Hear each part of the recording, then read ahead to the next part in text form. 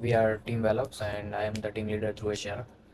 सो पहले तो मैं प्रॉब्लम स्टेटमेंट समझाता हूँ कि अभी के जो टाइम में जो भी कंपनी होती है उसके पास कोई भी एम्प्लॉय समझो कि 5 साल के लिए काम कर रहा है। अब वो अपनी कंपनी छोड़ के दूसरी कंपनी में जाता है, तो जो नया डेवलपर आता है उसको हर एक डिटेल का कॉन्टेक्स्ट डॉक्यूमेंटेशन या फिर नोशन में जो भी डॉक्यूमेंट बनाते हैं उसमें से पढ़ के देखना होता है। जबकि हम हमारा मेमोरी ऑप्स ये करता है कि जो भी नया डेवलपर आया उसे कोई भी क्वेश्चन हुआ तो वो डायरेक्टली हमारे मेमोरी ऑप्स एआई को पूछ सकता है, क्योंकि जो पास्ट का जो भी डाटा होता है वो हमारे इसमें एआई में पहले से होता है और वो उसके रिलेटेड आंसर देता है। और इसमें हिंट साइट एआई यूज़ किया है जिससे वो हर टाइम बेहतर होता जाता है आता है। जिसमें ये इस तरीके से डे 1 पे सिर्फ इतना नॉलेज है उसको, लेकिन डे 500 तक वो इम्प्रूव होकर बहुत सारा डाटा कलेक्ट हो जाएगा। तो अभी हम सबसे पहले सुपर एडमिन का पैनल देखते हैं। इसमें हमने 3 रोल बेस्ड सिस्टम पूरा सास प्रोडक्ट बनाया है, जिसमें super admin, company admin and employees रखा है। तो ये सुपर एडमिन है, इसमें हमको सारी कंपनी कितनी कंपनीज में है और सब्सक्रिप्शन बेस्ड मॉडल है, तो मंथली रेवेन्यू वगैरह कितना है और ये सब रखा है। और यहाँ पूरी कंपनी की डिटेल्स, तो ये हमें पता चलेगा कि कितने उस पर्टिकुलर कंपनी का कितना वर्क यहाँ है हुआ है। और यहाँ एआई इंटेलिजेंस का कितना मतलब ये, और हमने कास्केड फ्लो एआई जो है वो भी इंटीग्रेट किया है, क्योंकि कॉस्ट कटिंग उससे काफ़ी बेहतर हो सकती है। तो यहाँ एक एग्जांपल के लिए हमने ये किया है कि कितना वो यूज़ कर रहा है, टारगेट मॉडल कौन सा है वगैरह, और इसका कितना कॉस्ट आ रहा है। तो वो अब कंपनी एडमिन जो है, ये हमारा कंपनी एडमिन है जो कि हर एक कंपनी के लिए अलग अलग रहेगा।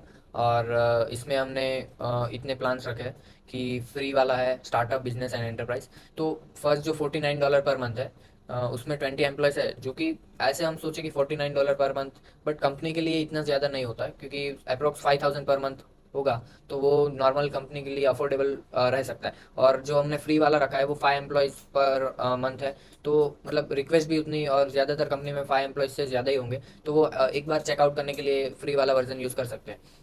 तो यहाँ पे हमने कितने मेमोरी स्टोर की है, डिसीजन वगैरह वो सब ऐड किया हुआ है। और एआई इंटेलिजेंस का कितना है, कास्केड फ्लो कितना यूज़ कर रहा है, वो सब।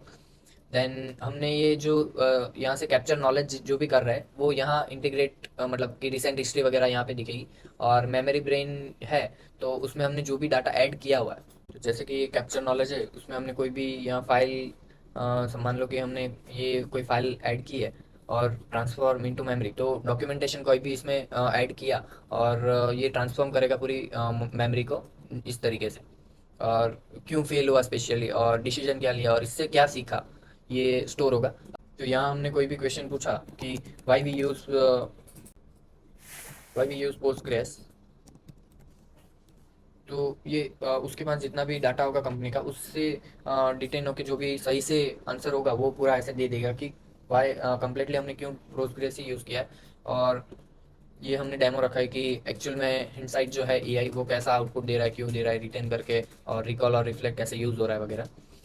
और यहाँ पे नॉलेज रिसोर्स है, हमने इसमें गिटहब, स्लैक, डॉक्स एंड जो भी हमने आगे देखा वो डायरेक्टली इंटीग्रेट इंसिडेंट्स है, वो ये चारों चीज़ें ऑटोमेटिकली ऐड हो इसके लिए भी किया है, जो कि गिटहब की डायरेक्ट एपीआई से कनेक्ट होके डायरेक्ट गिटहब का डाटा आ सकता है, जैसे जिसलिए डेवलपर को मैन्युअली सब कुछ ऐड ना करना पड़े।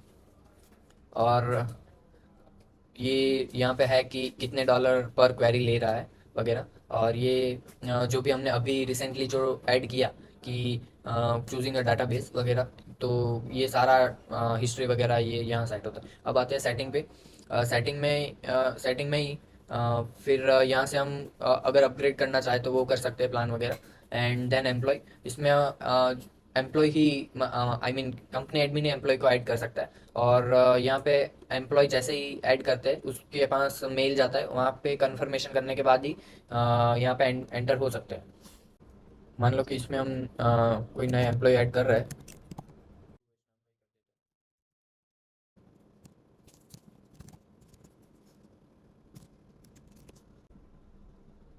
तो यहाँ पे ध्रुवेश करके एक हो गया। और मेल पे,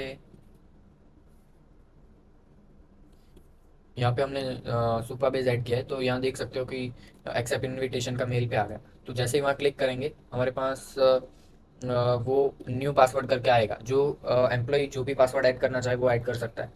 तो हम पासवर्ड सेट करके डायरेक्टली एम्प्लॉय पेज पे लॉगिन कर सकते हैं। तो ये एम्प्लॉय का पेज है, उसमें मेनली एम्प्लॉय को जो चाहिए वो कैप्चर मेमोरी कर सकता है या फिर आस्क एआई कर सकता है। और एम्प्लॉय की खुद की जितनी भी मेमोरीज वगैरह होगी वो यहाँ स्टोर करेंगे।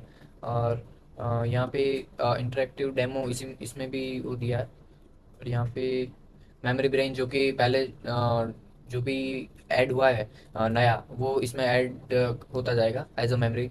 और सेम फीचर्स एम्प्लॉय को भी दिए है कि वो भी डाटा ऐड कर सकता है या फिर पूछ सकता है। और उसके जितने भी कंट्रीब्यूशन रहेंगे, कहाँ से कितना कितना किया, जैसे कि पीडीएफ ऐड की, वर्ड फाइल ऐड की वगैरह, तो वो ऐड हो जाएगी। और फिर यहाँ टाइमलाइन होगी, तो कुछ भी कैप्चर हमने मेमोरी की, तो जैसे कि अभी हमने ऐसे कर दिया कि वी चेंज डाटाबेस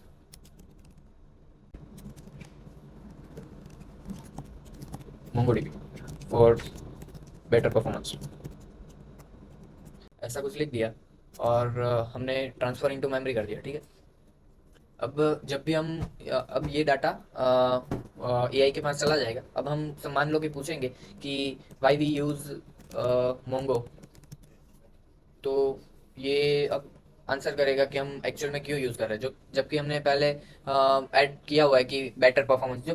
तो आप देख सकते हो कि यहाँ पे हमने लिखा कि वाई वी यूज़ मोंगो। सो ये डायरेक्टली दे दिया है कि हमने बेटर परफॉर्मेंस के लिए ये ऐड किया है, जबकि हमने छोटा सा ही कैप्चर नॉलेज में छोटा सा ही लिखा था कि हमने परफॉर्मेंस इंप्रूव करने के लिए पोस्टग्रेस से मोंगोडीबी में गए। फिर भी और जो हमने एक्चुअल वहाँ ऐड किया वहाँ ये रियल टाइम में ऐड हो गया है। और टाइमलाइन में भी अब ये दिखेगा। तो यहाँ भी माई मेमोरीज में वन आ गया, और जो भी हमने रिसेंट कंट्रीब्यूशन की है वहाँ भी ऐड हो गया। तो ये फाइनल हमारा प्रोजेक्ट है, जो कि एक रियल वर्ल्ड इनोवेशन कह सकते हैं, जो कि काफ़ी हेल्पफुल रहेगा।